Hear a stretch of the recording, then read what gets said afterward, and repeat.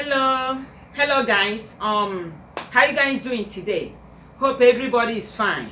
All right. This video is for Father Mbaka and let's do this for Father Mbaka. Bikon ma like ka unu tụsara m ozi a share na kwuru Father Mbaka aka.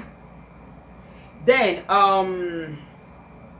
like the video, comment on it. Okay guys, unu gonna help him out in this my video, help on him out, send any this video to ndo kwesịrị share na kwuru tender aka, because any video m na-eme nwere reason for it, and all gara to the person ọ na-emebi ihe.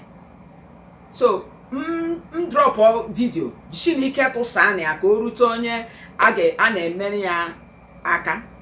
So ihe awụ video for Father Mbaka, and ịma na since Father Mbaka ihe ya na ihe gbasatara ya na-aga, na-efoli ya up, unu check ya, na-efoli ya up, but o ruole time ihe a awụrọzi ihe physical fight ihe azi spiritual fight now. So enwere m chọrọ ịgwa Father Mbaka, Father, mgbe emechiri adoration achọpụtara m na ijere retreat. So ị gara retreat, but retreat ekpere ị gara mee ọgarọ. Father Mbaka ekpere nga agaro. So ihe m jiri sị na ekpere gị agara ọwụ, afụrụ m gị n'ime mmụọ ka ekere aka gị, ekechiri aka gị ekechi, kee ya gbakpi n'ụkwụ gị na-abụ ekene ya, kee ya ọfụma tọsa gị one place na-agba lekele achọ ka ịdọpụ the thing, but ihe ekere gị eke ọfụma. So ụkwụ la aka gị ekechiri ekechi. Father Mbaka, otu esiri ekechi ụkwụ la aka gị anwa ka esi wee kechi adoration gị n'ime mmụọ. Adoration gị ị ga withdraw ndị adoration gị ka ha stop idile eje na ke bishop inye ya nsogbu, because ọ wụrụla ihe ahụ ekere ebe ị nọ agbawadị atọghadị, nke ekere gị n'ụkwụ atọghadị, adoration a ga-abịa dị. And then nwere onye mere ihe ahụ, onye mere ya awụ, o nwere ofu onye kpọrọ onwe ya pastor, mana pastor ahụ ọ sịrị ya na pastor ọ wụrụ ezigbo pastor ka ọ gara wee gakwuru onye ndị native a, ndị lefe ndị eke mmiri, ịghọtago, wee jee wee si ala ọ chọrọ people, ọ chọrọ much people, na nge nwa duruchara na a lot of people na mgbe ọ bụ na adoration, na everybody anọzila adoration, nwere onye na-enweta dị people.